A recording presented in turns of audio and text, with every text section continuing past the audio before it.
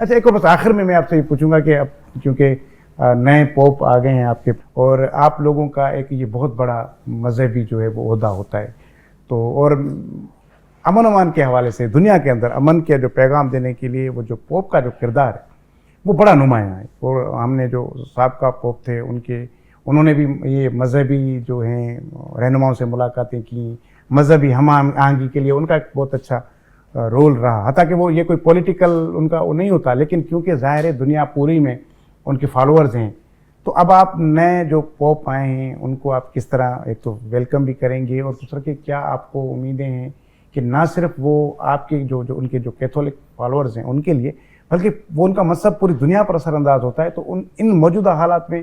ان کی پر کتنی بڑی ذمہ داری عائد ہوتی ہے؟ میں تھوڑا سا بات کو یہاں سے شروع کرنا چاہوں گا کہ جو ہمارے لاسٹ پوپ تھے، پوپ فرانسس، وفات سے ایک دن پہلے ایسٹر کا جب اتوار تھا، پیر کو ان کی وفات ہوئی، جو آخری انہوں نے جو بات کی تھی وہ فلسطین کے حوالے سے کی تھی کہ فلسطین میں جو ہے فوری جنگ بندی ہونی چاہیے، اور فلسطین پہ یہ جو مظالم ہو رہے ہیں انہوں نے کہا میں سختی سے اس کی مذمت کرتا ہوں، اور جب وہ اس دنیا سے چلے گئے تو یہ والی جو پٹی ہے فلسطین والی، وہاں کا میڈیا، وہاں کی اخبارات، وہاں کی لیڈرشپ، سب کا ایک ہی رونا تھا کہ فلسطین کے ایک حامی وکیل کی آواز دنیا سے چلی گئی۔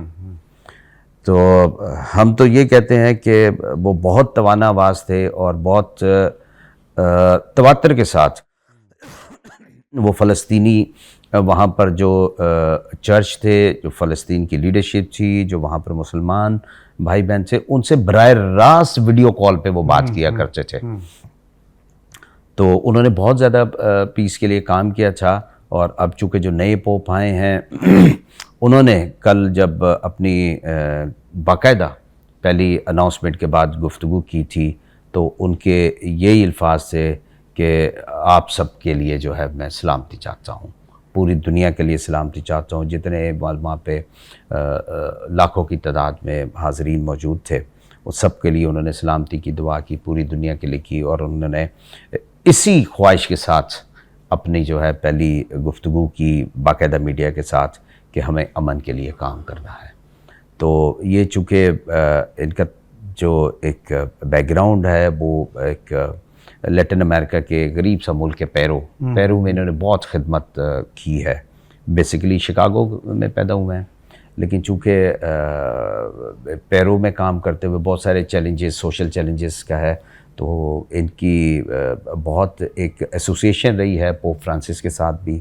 تو یہ انہی کی جو اصلاحات جو انہوں نے کی تھی اسی کو لے کے چلیں گے، اور میرا خیال ہے، میری جو آبزرویشن ہے کہ ایک یہ بہت بڑے پیس کے جو ہے وہ ایمبیسڈر ہوں گے پوری دنیا میں، اور دنیا میں تقریباً 1.4 ارب کے قریب کیتھولک جو ہیں وہ موجود ہیں، لیکن اس کے علاوہ جو دوسرے فرقے ہیں کرسچنز کے، پھر ہمارے جو مسلمان بہن بھائی ہیں، جو دوسرے مذاہب کے جو اور لوگ ہیں، ان سب کے ساتھ مل کر جو میری فیلنگ ہے کہ یہ